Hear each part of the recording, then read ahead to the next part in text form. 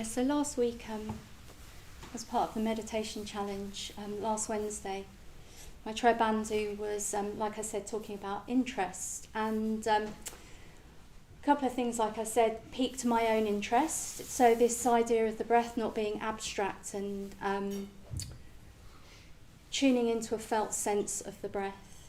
So hopefully that's helped us arrive a little bit more with each other this evening. But there was something else as well that Maitreyabandhu said about, and I'm paraphrasing, I can't remember the exact expression you used, but the body is providing us with information a lot of the time. And I noticed this because I'm a yoga teacher, and I say that quite a lot myself, and I thought, oh, what do I actually mean by that?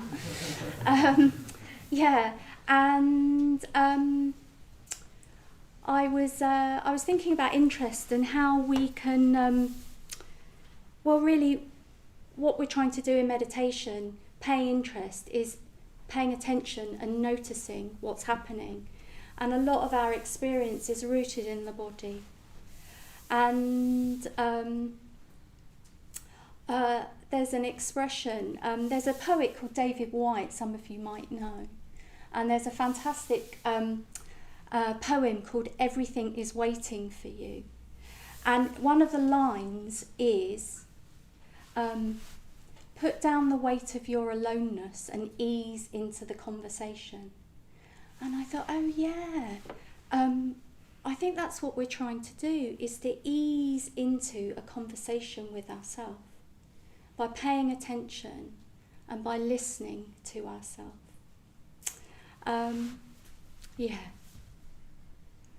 So it reminded me of an experience I had last summer. And as some of you might know, I was ordained after a very long wait last summer, and I had a couple of months off work. Now, ordinarily you'd have maybe 3 months on an ordination retreat. I got 2 weeks. It was a wonderful 2 weeks, and I wouldn't have changed it. And I had a little bit of extra time, and I thought, oh, I really want to use this time well.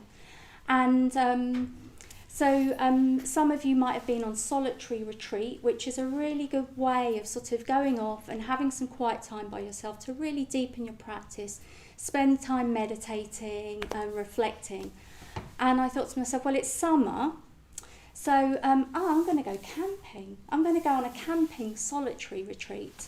So I'm going to go up to the Norfolk coast and do some walking and have some time by myself, partly to absorb this big experience I had on my ordination retreat. And so my first choice of place, which would have been solitary, was booked. So I booked another place, another camping place, and my partner drove me up there. And so I was, when I booked it, there was a picture of a field with one bell tent in it. So we arrived at the campsite, and it was very, very busy, really busy. It was packed, and I just said to my partner, "Oh no, what have I done?" Well, anyway, we found a quiet spot, and in a little meadow by some woods, and I pitched there. And I shared that space with a few people. They were coming and going, and I was going off for these long walks, and it was a very wooded area, so I was having my own time to myself. So I went out for a very long walk one day, and I came back and I walked into this little meadow. And I suddenly realised there was no one there. I had this meadow to myself. And you would have thought that I'd be doing cartwheels thinking, yay, I've got some solitary time. But actually, what happened was I experienced a lot of fear. I was terrified, actually. And I could feel my heart beating very, very fast. And my mind got really agitated and busy. And I thought, oh, well, this is really interesting, isn't it? It really wasn't a comfortable experience. And my mind was going into finding solutions like, maybe I'll phone my mum. I phone my boyfriend. I know. I'll get a dog. I'll find a dog and it'll give, you know, okay. Just come back to yourself. And I thought, I'm just going to sit really quietly. And my mind started to slow down. And what I then tuned in was this kind of bruised sensation in my torso. And I thought, oh, okay. So the mental proliferation, the sort of all the thoughts, the stories, the trying to find solutions and fixing it, that calmed down. And I tuned in with this sensation. It wasn't necessarily pleasant, but it was quite a strong sensation of like being a sort of bruised sensation. I thought, okay. So I just kept on breathing into that. And then my experience just started to change. And I started to experience some ease, which was rather surprising. So I use that as an example of how when things come up, if we can pay attention and if we can listen to our experience, it can change. I still sort of experience a bit of fear on that solitary, but that I just thought, oh yeah, that solitary was about that experience. It wasn't necessarily that comfortable or easy, but I didn't run away from it. I noticed my mind wanting to go off, but I came back to myself.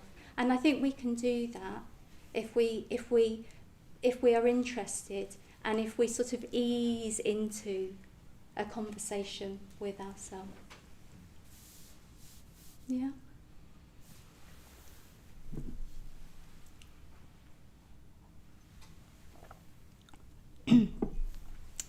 Yeah, so what I thought we could do is, what I want to say, so we're going to practice the Maitreyabandhu tonight together.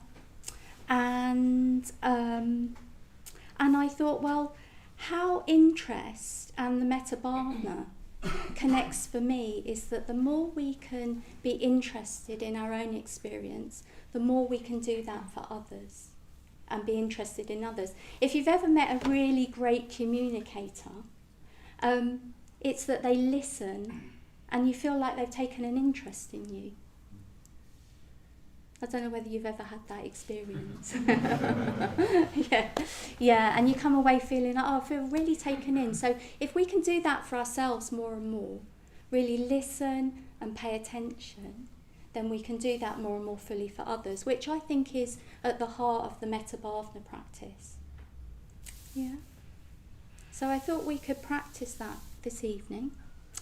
So what I would suggest in terms of the different stages is that we'll do a longer first stage. So again, we can just really go into our own experience and tune into our experience.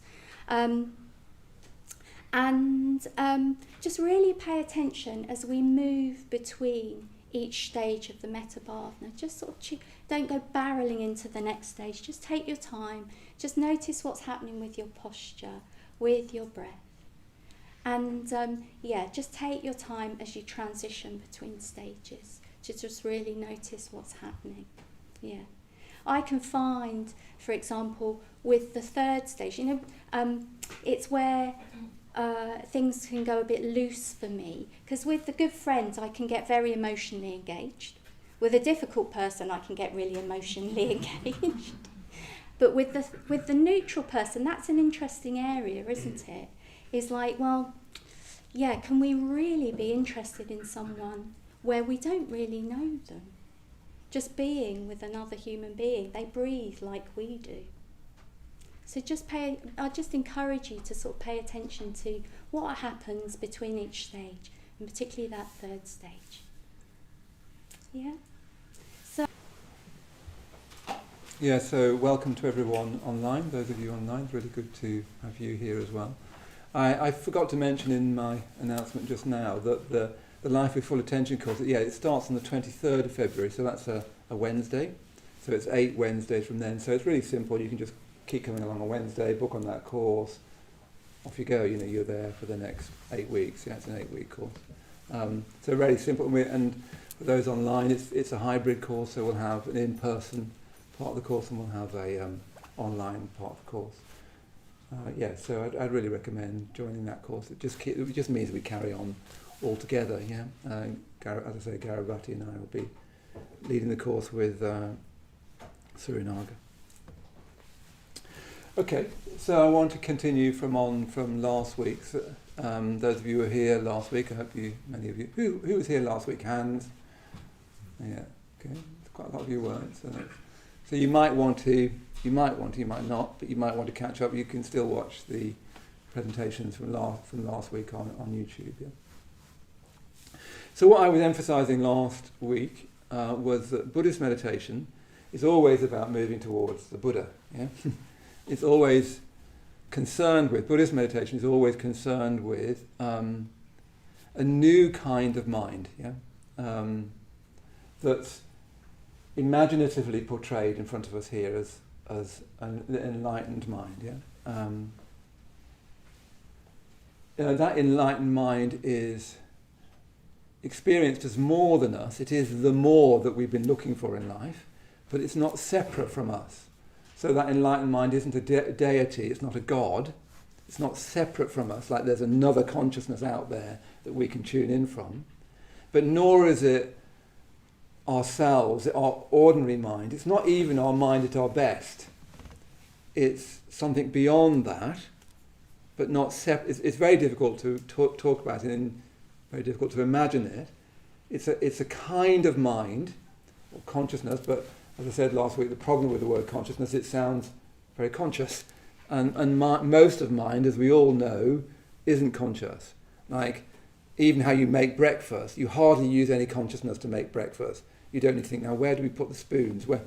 And you know what it's like, because when you travel to another country or someone else's house, can't even say it, someone else's house, there you go. You do have to think now where, you find yourself opening cupboards all the time. You have to use consciousness, don't you? Yeah. Most of our experience isn't really to do with consciousness. It's to do with layers of instinct, intuition, all kinds of stuff that are better encapsulated in mind. Yeah. So the enlightened mind is a new kind of mind that grows from our mind. Yeah. Or another way of imagining it is it's the seeds of it, and this is a pretty traditional Buddhist way of imagining it, is that the seeds of that new consciousness, that new mind, that new way of being in the world, are already there now. Yeah, in fact, that's very traditional, and that you feel the absence of it. Yeah, to some degree. So one of the things I was saying last week is that Buddhist meditation is based on, or predicated on the assumption that you feel a kind of positive sense of lack in your life. I don't mean a neurotic sense of lack, where that you can get a neurotic version of it, so it's not always easy to distinguish the two. But a positive sense that this isn't enough. Yeah, that life as it's given to you, or all its from your parents, from your teachers to the media, that is not enough. Yeah. That Buddhism, I think, rests on the assumption that you have that feeling, that what you've got in life, however successful you are, however sexy you are, however intelligent you are, it's not enough. It doesn't add up to enough. You have a sense that there's much, much more, but you don't feel in touch with that more. Yeah? Going back to my announcement, you can feel it, can't you, when you're scrolling, absurdly, even though you know it's absurd through Instagram or whatever, is that this is not what millions of years of evolution should have brought me to. Or if you're on Hinge, swipe, wherever it is. I'm not on Hinge. Don't try and look me up. The answer is no. I wish I wouldn't make those jokes, but there you go. Terribly unseemly, but they were. You know, don't you, that millions of years of evolution can't be for this. You all of it, everybody with any kind of self-awareness, self-reflection, has the feeling that something's missing. Yeah, and that missing is infinitely precious. and you feel its lack, yeah? You feel its absence. I think often people touch it in childhood. I think sometimes that sort of craving almost, or that yearning, that nostalgia for childhood. I mean, not everyone's childhood is something you want to feel nostalgic about, but, you know, my childhood was actually very unhappy, but I still have, like the little town I grew up in, the fields around that town are the map of my psyche in a certain sort of way. And somewhere in all that, in all the unhappiness of my childhood, was a kind of touch of heaven, a few drops of that more. I remember, you know, on Saturday when you can play all day, and a Saturday can go on forever, and your mother calling you in for supper, and the light going on the summer, you know, it's got a tiny touch of, I want to stay with that all the time, yeah? Sometimes you experience it, don't you, as that little gap, you know, before you have to go to in my day, nobody went to university, but, you know, that gap after you've left school, and you have this sort of freedom time. You haven't yet settled down with a relationship, you haven't got a mortgage, you haven't got to prove anything. You can just kick about, and life sort of unfolds for you. I mean, some people have these experiences extremely strongly. Like, you know, the young Wordsworth, for instance, he said that when he was young, his experience of the natural world was so strong that it would overwhelm his experience of self. There's a little story when he was young where he was grabbing a wall to kind of try and stay in this world. He felt that the natural world was so alive, it threatened to eclipse his own experience of himself. And one of his great regrets as he got older is he lost that more and more, and felt the great loss of that more. You know, he actually became slightly a boring old fart, you know. He did, really.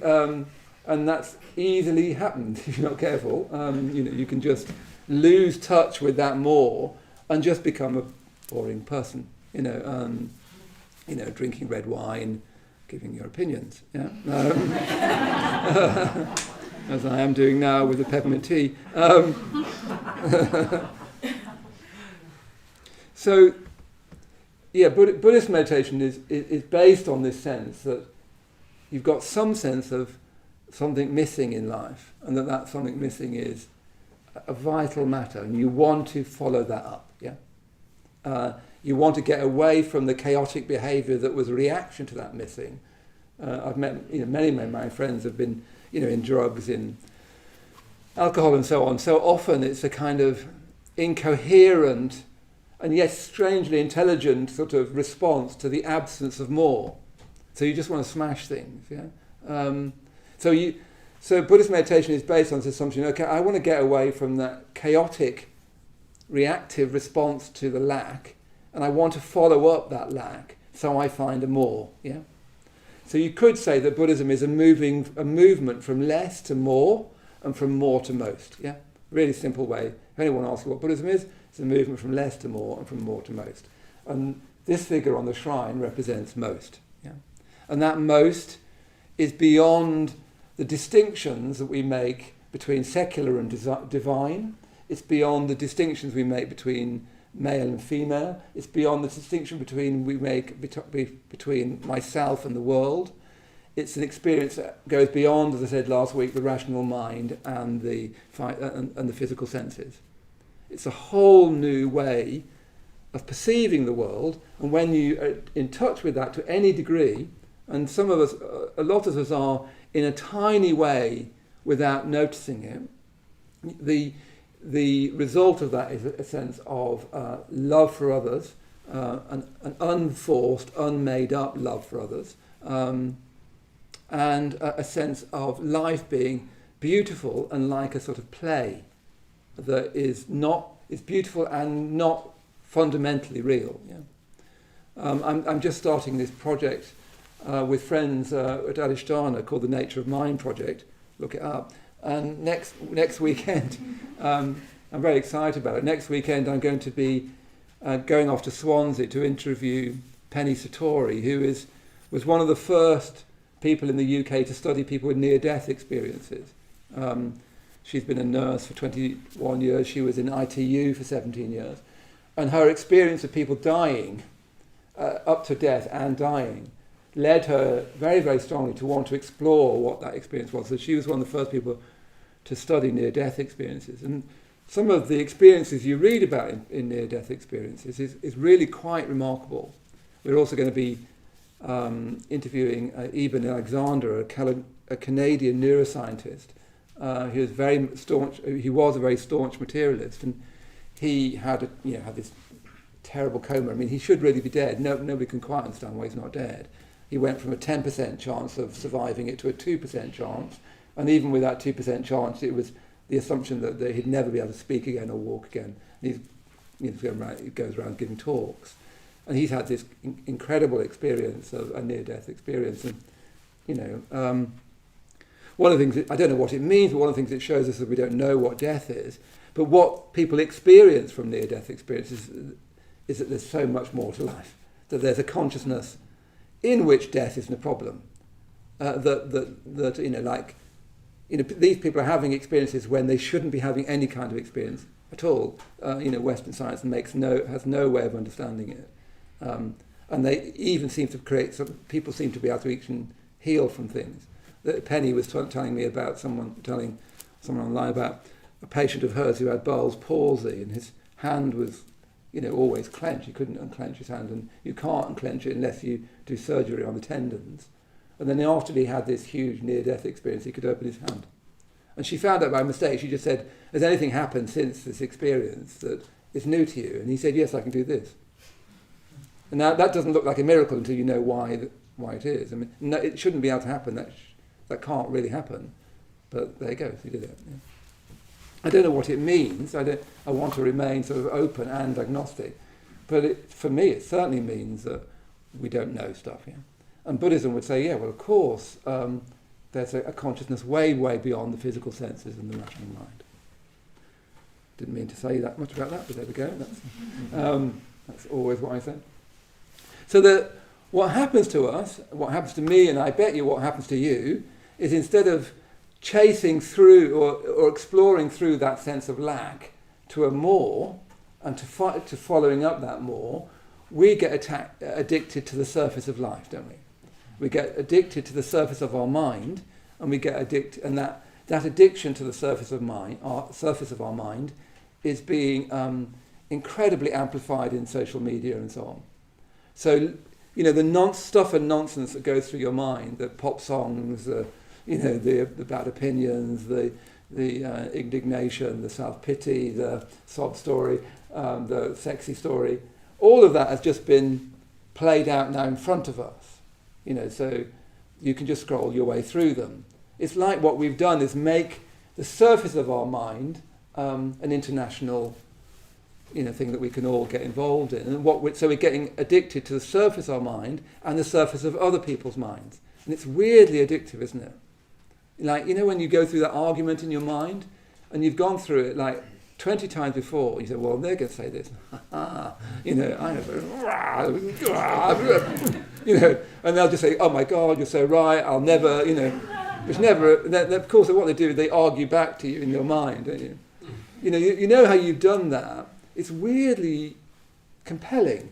You want to keep going through that argument in your mind. What's happening there?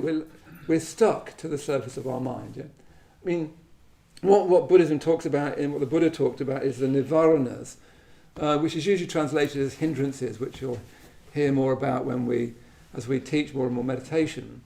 But it's interesting that the word nivaranas means coverings.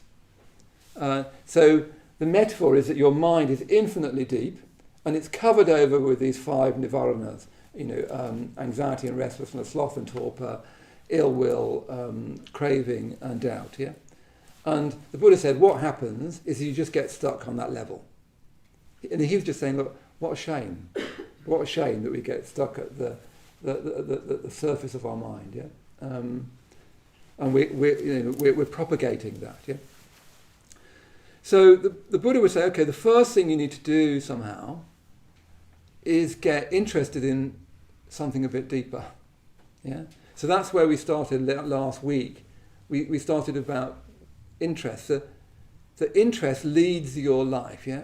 What you're interested in is what you're going to become. Yeah. So if you're interested in drugs, if you're interested in ayahuasca, or if you're interested in friendship, or if you're interested in whatever, wherever your interests are going, that's who you'll become. Yeah. I think it was Orwell that said, eventually everyone ends up with the face they deserve. Yeah? In other words, you end up looking like what you've given your attention to. So if you've given your attention to being grumpy and indignant, that is what you'll look like as you get older. Yeah? So the Sanskrit word is chanda for interest, and actually it translates a bit stronger than interest. It translates as fascination and eagerness. Yeah. So somehow one of the great things that we all need to develop in our life and in meditation is an interest and an eagerness, a fascination with something a bit more. And it can just be a little bit more. It doesn't need to be. It's quite difficult to be interested in the Buddha because you don't actually know what that is. I don't know what the Buddha is, and nor do you. But you could get interested in something a bit more than scrolling through Instagram. Could you get interested in something that's going to take you somewhere a bit more? Yeah. Could you get eager about that? Yeah? So chanda is usually in Buddhist tradition compared with laziness. It's the opposite of laziness, interestingly. So the Buddha said, well, look, human beings are lazy. It's interesting what Buddhism means by lazy. Gampopa, who is one of the sort of great teachers of this system, ancient Buddhist teacher, he defined laziness as the concern to destroy your enemies and make money. Yeah? That's his definition of laziness, is to destroy your enemies and make money. Yeah? Very, very striking, a Buddhist definition of laziness. And it's interesting, isn't it, how right that still is, that you can get addicted to sort of destroying your enemies. It's just now you're doing it online, looking for someone that you feel unhappy with and sort of trying to destroy your enemies. And of course you can get only too addicted to money, despite the fact that we know that once you can afford to have a cup of coffee and a cake in town, any more money you get after that makes hardly any difference to you. Yeah? Money makes a massive difference to you up to the poverty line and above it. Yeah? As you go beyond that, it makes less and less difference. Like apparently the richest people in America, who are unbelievably wealthy, beyond our wildest dreams, are only marginally happier than the average American. Yeah? So after, we all know this, after a certain point, literally once you can get a cup of coffee in town, once you can come here and think I'll get a cake somewhere, that's it, I'm afraid. Great, fab, we got there. But anything more is going to do next to nothing to you, and it actually can become really narcotic. And trying to get money and trying to subdue enemies is just laziness from a Buddhist point of view. Yeah? So the Buddhist vision of laziness is mostly to do with complacency. It's about saying you're just doing easy things like trying to be president of the United States. That would be thought of as in the Buddhist point of view, as a lazy thing to do. You're just trying to become a multimillionaire, boring, eye-rolling sort of things. Not for a moral reason, just because it just doesn't do much. I'm more and more struck by how achievement doesn't do very much. It doesn't do much to consciousness. I was saying this on the winter retreat. I've been more and more struck by that in my own life. I've achieved things that when I was younger I'd have thought, I'll be so happy and sort of rich when I've achieved those things. And then you achieve them and you're much the same, actually. Achievement is weirdly, it evaporates on you. It runs through your fingers. It's really odd. You can get really hooked on achievement, and money is one of the, there's a sex appeal of achievement in a way. And you get it, and it's amazing how little it does. It gives you a hard high for an afternoon if you're lucky, often not as long as that. And then it's about, and then next morning it's still me and a bit grumpy and me I need to be a bit kinder to my partner, I need to get less stressy about things. Because all the issues are untouched by achievement, it seems to me. Yeah. If you've found a way of not that being the case, do let me know, because I'd be only too keen to find an easier path.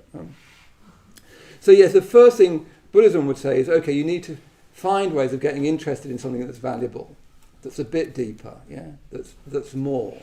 So, I've just been reading, for the first time actually, reading The Great Gatsby, which I think is, an absolute masterpiece. I was so excited by it, I'm just starting to read it again. I'm just reading it straight again, It's quite short, you just read it, get to the end, start again.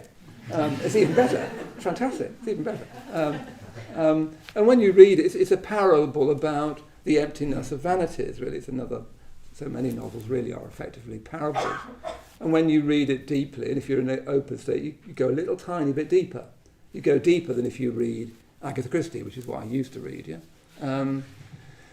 So you're trying to, one of the first thing you're trying to do is cultivate an interest in going deeper, And in meditation, that means absolutely crucially that you value the meditative experience, or at least you value the possibility of the meditative experience, and you're going to do that now. You're going to try to become interested in your experience now. You value what you're doing, And weirdly, it's easy not to quite. You sort of think, I should do that Buddhist-y meditation. I want to be a kind of Buddhist-y, meditation-y person. But you haven't, it weirdly gives me a kind of kudos. But you get here, but you haven't. You're not really very intrinsically interested in it. You'd like to be interested in it, we all get into that. So often, I sit down to meditate, and sometimes I'm just not really interested. So what do you do when you're not really interested? It's no good telling yourself to be interested. The first thing you need to do is get interested in the fact that you're not interested. What is that about? What's happening? There must be a million ways of getting interested in your life, in your mind, because as I was saying last week, your mind is the most incredible thing in the universe. There's nothing like it. We don't understand it. We don't know the edges of your mind. We don't know how deep it can go. It's the most remarkable thing, as far as we know, in the universe. And so there must be every way of getting interested in that. It can't be boring, because we don't know how deep it goes. So that's the first thing, is how do you get interested in that? The word for that is chanda. It means interest, eagerness, fascination. And it's quite easy nowadays to live your life and never get very interested in anything. You can just keep on moving from one slight fascination or slight whim almost, from one thing to another. You go from polar bear videos to kitten videos to whatever. You can just postpone that issue of getting interested in something worthwhile. I have met people who've just never really got into anything very much.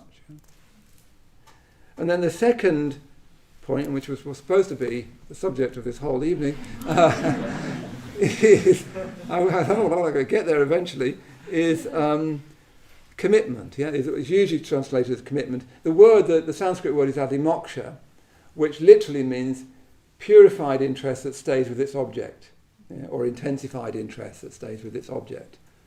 So in other words, you start off with trying to be interested. What you're trying to get to is being intrinsically interested, not for some secondary reason like it's good for me, like I need to work with my mind, like I need to meditate or want to meditate. You're just into it. That's where you're trying to get to. And you're trying to find out, how do you get into it? Which is, how do you get into you and your experience, That you're just intrinsically interested, just you into it, Now that can intensify and will intensify to the point where you're committed to it. And you've all experienced this to lesser degrees, like you go to a concert and you think, and I went to see, the other night I went to see Shostakovich's cello concerto the other day at the South Bank. It's wonderful to go to concerts now because suddenly nobody coughs. You notice that? Nobody used to cough. What happened to coughing? It's just gone. You go to a concert, nobody coughs. It's like, we used to cough all the time. In the shrine room nowadays, nobody coughs. It's like, how do we do that? Coughing has been cancelled. That's weird. It's true, isn't it? Anyway, it's great, go to concerts now, nobody coughs. But at first it's like, I don't know Shostakovich's music. Do I like it? It's a bit weird, a bit spiky. But gradually you start to try. You first try to get interested. Then I was starting to get intrinsically interested, and then you start to think. You start to go, you actually intrinsically want to stay with the music. You're more and more of your psyche is, no, I want to stay with it. It's good. I'm actually into this. So it's the word is adimoksha, which means intensified interest that stays with its object, and you're just into it, and you just then naturally stay with it. Yeah. So you're not making yourself stay with it. You've got so involved in it that that's what you want to do, and it's not difficult to stay. Yeah. And you've done it in a cafe when you read a book, and at first you're just thinking, and then before you know it, you're just into it. You know what it's like with a novel. Like I'm, reading again The Great Gatsby. I just open it and I'm straight back into it. I don't even need to try to get interested now. I'm immediately back into that world of Gatsby and so on. I mean, it's not difficult. Recently I read Colm Toybin's The Master, and I just got into it. So as soon as I opened it, I'd be right in it, plunged back into it again. And that capacity goes deeper and deeper and deeper. That capacity to get interested and stay with them opens up your whole life. That's the way to depth. Yeah, that's the way not to get addicted to the surface of your mind. Is to get into something good, and that will actually take you somewhere. Meditation, friendship, something that will actually take you somewhere. Yeah, that isn't just an addictive surface thing. Yeah. So that's what we're trying to do, is trying to move from interest to intensified interest that stays with its object. Now, if you don't do that, you'll remain weak. Yeah. One of the things that happens with us being, as it were, addicted to the surface of mind, it's very, very weakening. It's like your psyche gets weak. Your capacity to stay with the experience is weakened. As I said in the announcement, that makes you vulnerable to all kinds of mental health problems, particularly depression, because you get passive, and when you're passive, it's very easy to slip from being passive to depressed. Yeah. So you actually weaken your mind. Yeah. And you weaken your capacity to get into something. It's interesting, in Buddhism sometimes, very cautiously and it's easily misunderstood, is an erotic image is used. Because what you're trying to do is to be really into it, with body and with your guts, with your body and your mind. Yeah? And one of our metaphors for that is sex. One of the reasons why we're into sex. Anybody here? No. It was like, what? No. I'm more like reading poetry. It's because we so yearn for an experience that we're just into, that we're not trying to be into. You human beings want to be turned on by experience. I don't mean in that smutty way necessarily, although you do. You want to feel that your whole self is into something, that you're not always trying to, frog march yourself into something valuable. So that's what we're trying to do. We're trying to go from interest to intensified interest that stays with its object. Yeah? Adimoksha. But next week there's another stage yet, and then another stage after that.